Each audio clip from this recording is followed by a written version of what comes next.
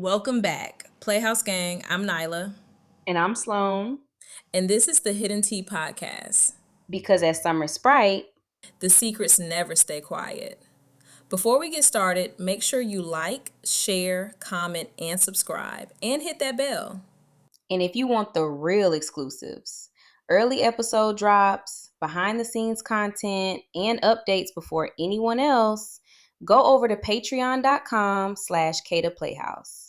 Thank you guys for engaging in the poll this week. The result were 100% of our voters said yes. Y'all think Rocky already knows Kane isn't telling him the whole truth? Today is the last episode of season 2, and even though it's coming to an end, we're excited that season 3 will be slowly approaching. You may or may not see us until the season is over. It just all depends. But we do have a surprise at the end of the episode, so stay tuned. Let's dive into the episode. Yes, episode 4 of Hidden Secrets season 2.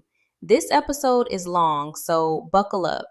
We pick up where we left off. Jade texts Kane anonymously, giving him the address of where Pixie is located. Then the camera pans to Officer Tenpenny, who is letting the other officers know that they have the address to where Pixie is located, and also they know who really killed Shane Rivers. Now, I thought Jade was just going to tell where Pixie is located. I didn't know she was going to tell who actually killed Shane. This episode will be interesting. The other officers are confused about the Shane Rivers case because they thought they solved it already. But Officer Tenpenny said that Officer Heroin got another tip on that case, and they are going to follow up. Officer Pulaski takes over. He tells the officers to listen for their name and which location they will be getting sent to. The two locations are where Pixie is located and where Kane is located. Sunny finally gets released from the holding cell, and the first place she goes is Michelle's house. Michelle is asking Sunny if she is okay and why did they take her in from the jump. Sunny explains that she wouldn't give up her phone with evidence on it and they took her in. Michelle also told her that the police took everyone in for questioning, but Amani thinks it has something to do with Kane. I think everybody thinks Kane had something to do with it, but then again, nobody can prove this shit. The next scene is when Tony shows up to Yasmin's dorm room asking her if they could talk. They end up going for a ride, and Tony expresses to Yasmin that he is in deep, deep trouble, and it's a possibility he can be going to jail for a long time. Of course, Yasmin being Yasmin, she is now concerned about Tony and asks him why and what's going on. Tony tells Yasmin that he and Kane killed someone, but Yasmin is confused. Tony clears it up though. He said he didn't kill anybody. Kane had him call Sasha. Once Sasha's name is brought up, Yasmin loses it. She literally beats the fuck out of Tony and tell him to take her home. I'm not shocked that Tony is telling Yasmin all the dirt. She's the type to hold shit down even though her nigga ain't shit. But as that is going on, we have Big Red and Reg. Apparently, Reg has had a come to Jesus meeting with himself because he tells Big Red that he can't kill a pregnant person and that he would rather go to jail. Big Red tells Reg he will do whatever he tells him because he basically owns him. Reg is scared because his face is all over the news. Big Red tells him that they are going overseas with a new identity, and Reg still doesn't think that's enough. I mean, Reg has a point. That's not enough. People can easily still tell who Reg is, but I digress. Amani texts Caden in the middle of the night to come over, and he does. When he arrives, they end up having sex, and afterward, she sits Caden on the couch and tells him what is actually going on with her. She starts off by telling him that she has a child. Weird way to jump into the conversation, but hey. She goes on to tell Caden that the father of her child is a very dangerous man. Then we get interrupted by Camilla and Samaje having sex. I'm so sick of they ass. Camilla is with Rico, but having sex with one of his best friends. She's a dirty bitch. Now wait. Is Camilla in the wrong or is Samaje? Because but anyways, Samaje wants to make it official with Camilla, but she's still in a relationship with Rico. Samaje tells her to end things with Rico so they can be together, but she's hesitant. The camera is back on Amani explaining to Kaden her situation. She tells him her and this guy named Rod was dating and she would go over to his house and spend the night. Well, one night when she was over there, him and his friends were also there hanging out, and Rod said he wanted some privacy. And one thing led to another, and his homeboys came in the room and took advantage of her. When Amani found out she was 3 months pregnant, that's when she finally told someone. At first, it was a secret. Amani's dad ended up leaving her and her mom because he couldn't handle the backlash their family was getting because she decided to keep the baby. This makes me sad for Amani, but the story doesn't end here. She says that Rod, her boyfriend at the time, came from a wealthy family, so they paid Amani's mom off, swore they would never speak on it, and moved far away. Amani said the only reason her mom took the money is because when her dad asked for the divorce, he took everything with him. Amani tells Kaden that the guy that actually took advantage of her went to jail, but he just got out of jail, and ever since he has been out, he has been harassing her. Of course, Kaden is upset because this is a lot to take him, and this is his now girlfriend, but he is very supportive during this difficult conversation that they are having. Officer Tenpenny shows up to Mrs. Rivers' house to give her the updated news about her son Shane Rivers' death. Ms. Rivers ends up calling Diamond 2 times because she didn't answer the first time. On the second time, she tells her that she needs to come over. There has been an update in her brother's case. Once Diamond gets there, Officer Tenpenny explains to them both that Sasha was in fact not the one that killed Shane Rivers, but Kane was, and that Sasha set up Shane but didn't pull the trigger. Diamond immediately feels betrayed because she's been around Kane. Kane was at the funeral. Kane has been around since after he took her brother's life. The police show up at Rocky House looking for Kane. They said Kane needs to come into the station for an ongoing investigation, and that's when Kirk loses it. He has been telling Rocky that he thinks Kane is in trouble. Kane is outside of Big Red Trap House, and inside is Big Red and Reg. They're having an argument because yet again, Reg doesn't want to kill Pixie, but Big Red insists that he does it. They bring Pixie from downstairs and her face is bloody. She asks them if she can leave. They have beaten her enough. Big Red tells her no, she is going to die, because that's what Kane wanted. They tell her Kane set this whole thing up because he didn't want to go through with the pregnancy. Then boom, in walks Kane. He walks inside the house. Big Red has stepped outside to smoke and left the door open. At this point, inside the house is Big Red, Reg, Pixie, and Kane. Big Red and Reg guns are pointed at Kane. Then the scene changes. Police show up at Pixie's mother's house and tell her she needed to be at the hospital because there was a shooting at Big Red House, leaving 1 dead and 2 injured. This also goes over all the police walkie, and now everybody is scared. Evelyn and Barden show up to the hospital where they are giving no information other than Pixie is in surgery and can't have any visitors and need to wait in the waiting room. In the next scene, you can see the doctor doing everything they can on Pixie. Then Officer Chance appears. He tells them that last night they got a tip on where Pixie was located, and when they got there, shots were fired, leaving 1 dead and 2 injured.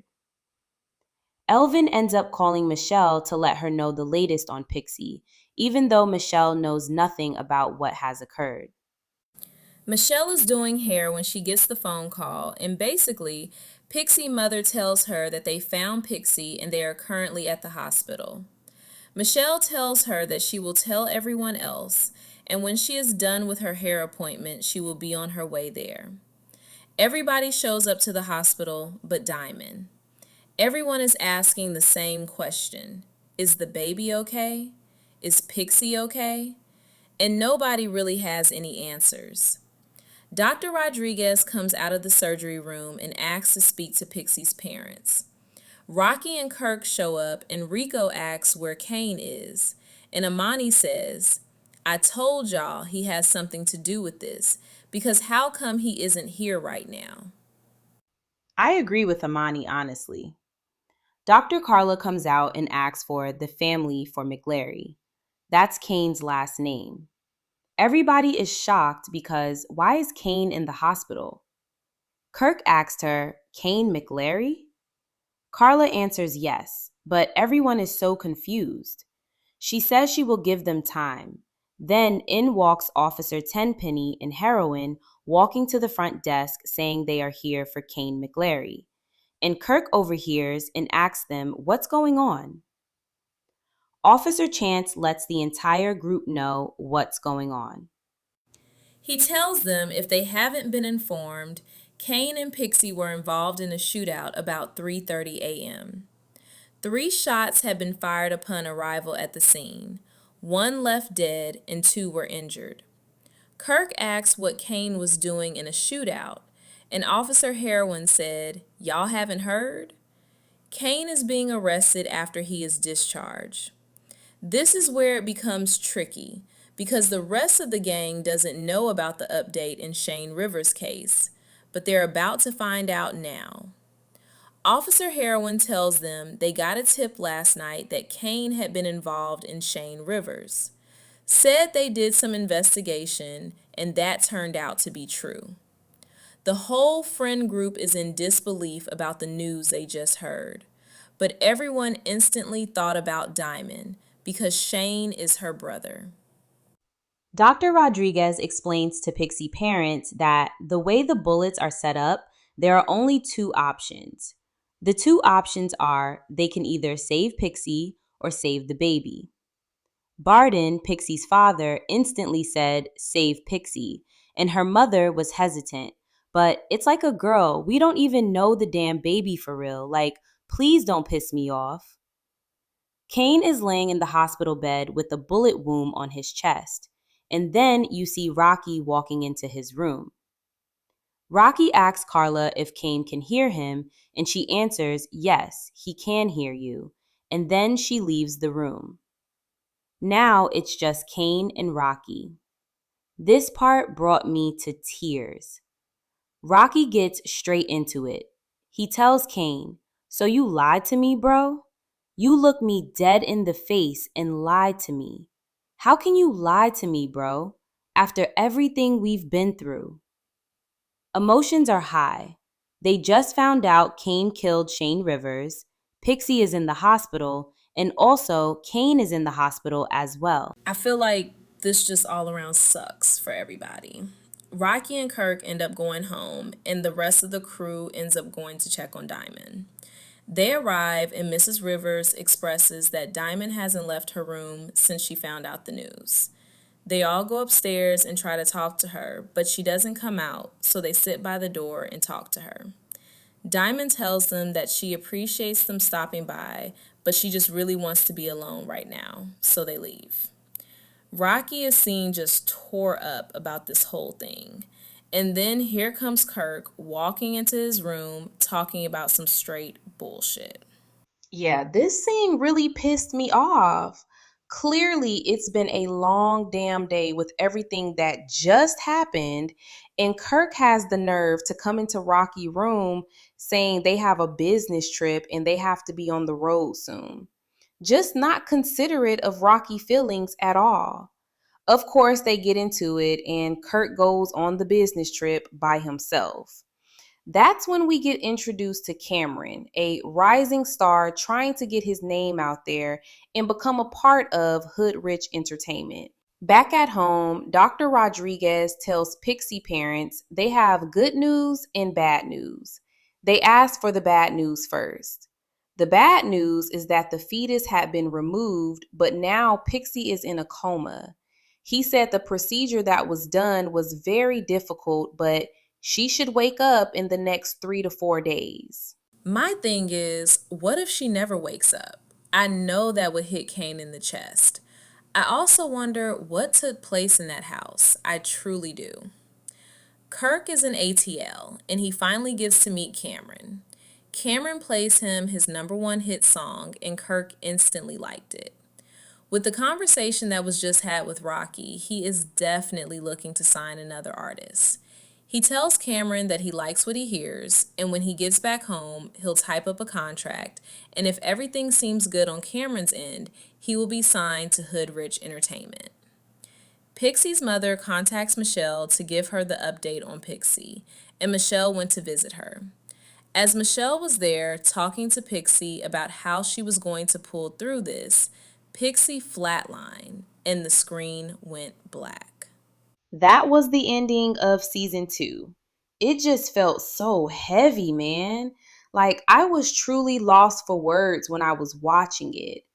Even though season 2 came to an end, season 3 is approaching shortly. Tell us your prediction for the new season in the comment section below. Oh, we almost forgot the surprise.